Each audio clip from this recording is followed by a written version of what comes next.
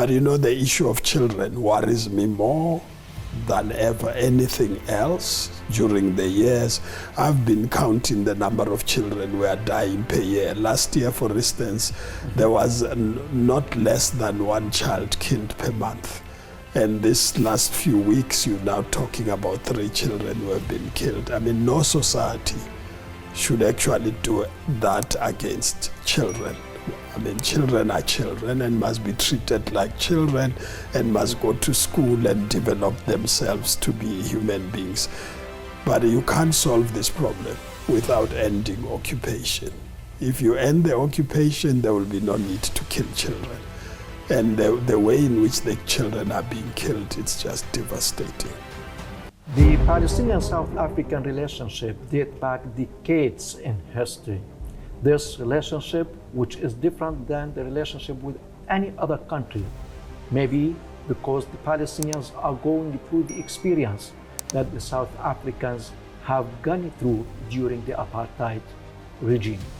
In order to talk about the importance and the dimensions of this relationship and about the South African people and government support for the Palestinian people, we have with us in the studio the Emeritus Pastor of Apostolic Faith Mission of South Africa, former Director General of the Office of the President MPK, Mr. Frank Chikane, who comes in order to take part and have a word in Bethlehem Conference, Christ on Checkpoint.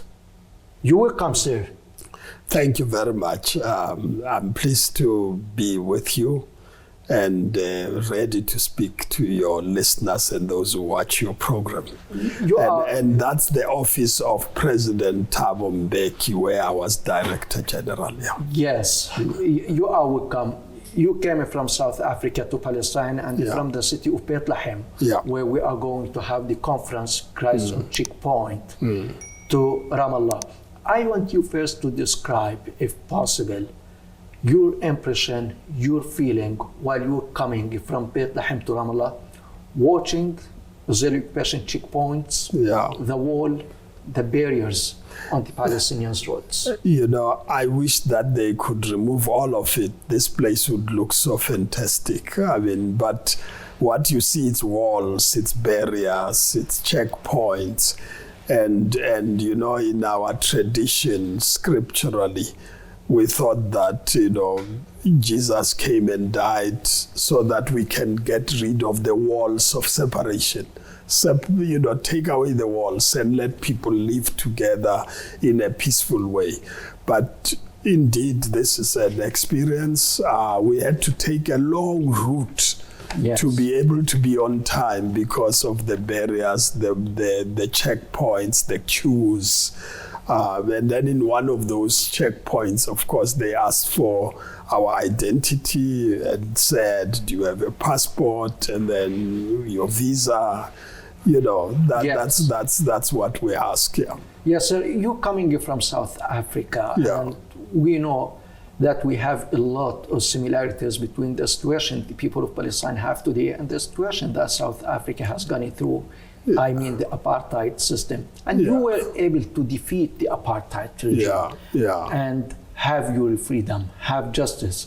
So this experience is inspiring to the Palestinian people. If you tell me how the Palestinians, from your own perspective, can overcome this situation and end the Israeli apartheid and enjoy freedom, independence, and justice. Yeah, in the first place, I mean, the experience of the people here, it's so different from what we experience. Indeed, we had the same restrictions, we didn't have walls. But there were controls about where you can live and which school you can go to, which university you can go to. There were controls about it. But it was dehumanizing, even that you can't have your meal in a restaurant because it's white, you need to go to another restaurant. That discrimination was dehumanizing. And I think that's what people are going through here. And I think it's important for people, both Israelis and Palestinians, to realize that when you treat each other like that, you dehumanize each other. In fact, I sympathize with the young soldiers I've seen, because that's all they know. And that means you must treat other people like they are less than human beings. But once you do that, it means you yourself get affected psychologically, mentally, because it's not a human behavior. So we went into a campaign to make sure apartheid comes to an end. We put together hands with white people who were prepared to stand with us to say this thing, it's evil, it's undermining the image of God in us, because if we are all made in the image of God, then in fact we should treat each other well. And so it wasn't about how you deal with others in a way that will destroy them, but to say that we need to live in peace. If we have peace, we can live together. There's no need for us to fight. There was a lot of fear amongst whites when we went to negotiations, but today we settled, we live together as brothers and sisters, and there's no problem amongst us. Yes, and we don't forget the international campaigns that launched in support of South African people's struggle against the apartheid. And today we have international solidarity, at least at the public level. And we can sense and feel that mainly in South Africa. So from your own perspective, how do you see this support, this solidarity would help the Palestinians achieve their target, the target, I mean, of freedom and justice? No, I mean, there are many people in the world who really feel it's important to end the pain here of Palestinians. You know, nobody must be occupied for 55 years without rights, without dignity, you know. And so the international community and communities like us in South Africa take a stand to say, please end the occupation.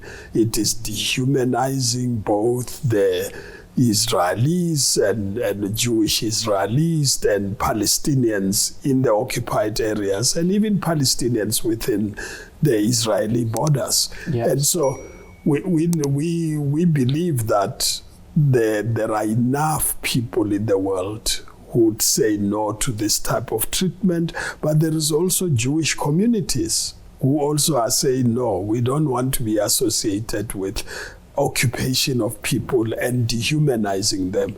We learned yesterday, we met some people who come from within Israel, who are Jewish Israelis, who also said to us, no, this is not us.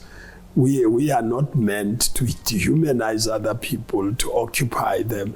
And I think there is a building up a view and feeling that actually this must end. Because if it continues the way it's continuing, then it means you have to give it a name, a discriminatory system on the basis of race or ethnicity. Then will fit within the definition of racism and apartheid. And that's how South Africa was defined. And when you look at the laws here, you can see that's what it is about. And we don't want to go to a stage where you then declare this apartheid and say we need to campaign against it, when in fact they could end it today. There's no need for us to keep all these laws that are terrible. Yes, and if we talk about the role of churches in South Africa, like many churches around the world, how they can help and how they help now press the Israeli government to end its occupation and its apartheid system against the Palestinians. If you tell me about the churches and their role. Well, I mean, the churches are very clear about the issues of justice, that justice is not indivisible. there can't be justice for Palestinians and not for the Jewish Israelis. You can't also have justice just for the Israelis and not for the Palestinians. It's indivisible, and that's what Martin Luther King said, and that God created all of us as equal. And so we need to respect each other and live together as human beings, because when you undermine a person and treat them badly, you actually can only do that if you don't recognize them as full human beings. You can't shoot people as if they are flies, but the person who shoots gets dehumanized. Yes. Yeah, and that's what we experienced in South Africa between blacks and whites, and lots of whites would have psychological problems and trauma because of that. So we said, let us be free. I mean, let's all live together. And now we live together. We are in the army together. We are in the police force together. We are in academic institutions together. We are in schools together. There's nothing wrong in building that type of society. Yes, as I'm talking about the role of churches, let me talk about the Israeli violations of the Palestinians, Muslims and the Christians' right to worship. During the month of Ramadan, Al-Aqsa Mosque in occupied Jerusalem was under Israeli attack on daily basis. The Palestinian Christians who were trying to celebrate the Light Saturday at the church of the Sepulchre, they were attacked by the Israeli police. So when you see such things, how do you feel? Well, I mean, statements have been made about this and churches have expressed their views. We met the patriarch yesterday, and these issues were shared with us in a more concrete way. I mean, there is no need for anyone to violate the rights of the religious communities. You know, Jerusalem is a very sacred place for the three main religions, and there's a construct to respect each other, to be able to go and worship their God without any restrictions. They've got assets and properties which are supposed to be protected, and that no one should interfere with that, the protocols that goes with governing that place. But in the last year or so, there have been activities of what you would call radical groups, as they call them here, who are allowed by those who are in authority to violate the rights of people's religious commitments, and therefore it has to be stopped. But you see, because Jerusalem is occupied, East Jerusalem is occupied by the Israelis, they've got the responsibility to make sure that that doesn't happen there. And there is also the issue about Jordan's role in history about that. So it's important that whatever government that comes must respect those holy sites of those religious and we live together in South Africa. Yes, and this leads me to another question concerning those question violations. So as we are talking about the violations of the Palestinians' right to worship in the occupied city of Jerusalem, it's important to talk about the Israeli violations against the Palestinians, against the human beings. And I want to ask you here about how did you receive the news of the Israeli killing of the Palestinian journalist Shireen Abu Akleh, and also killing of Palestinian children? Just yesterday in Nablus city in the north of the occupied West Bank, 16-year-old Ghaith Yamin was shot dead by Israeli soldiers. You know, let me start by saying Shireen's killing was really shocking. I mean, it hit the world news instantly as it happened. And I was actually shocked that, anybody could kill a journalist like that. In apartheid South Africa, they did arrest detainees, they harassed them, they did, torture them. But I don't remember somebody killing a journalist, and so this was shocking. But what was more shocking is the way in which the funeral was treated. I mean, I've never seen the police beating up people who are carrying a coffin. I mean, there must be at least some respect, it's something sacred in our lives about somebody's burial, and to go and beat up people who are going to bury somebody else in that way was really shocking. But the issue of children worries me more than ever anything else. During the years, I've been counting the number of children who are dying per year. Last year, for instance, there was not less than one child killed per month. And this last few weeks, you're now talking about 3 children who have been killed. I mean, no society should actually do that against children. I mean, children are children and must be treated like children and must go to school and develop themselves to be human beings. But you can't solve this problem without ending occupation. If you end the occupation, there will be no need to kill children. And the way in which the children are being killed, it's just devastating. Emeritus Pastor of Apostolic Faith Mission of South Africa, former Director General of the Office of the President in PK, Mr. Frank Chikane, it has been a great pleasure having you in Palestine TV studios. Thank you. And ladies and gentlemen, thank you very much for watching, and from me, Osama Nazal. Have a nice time.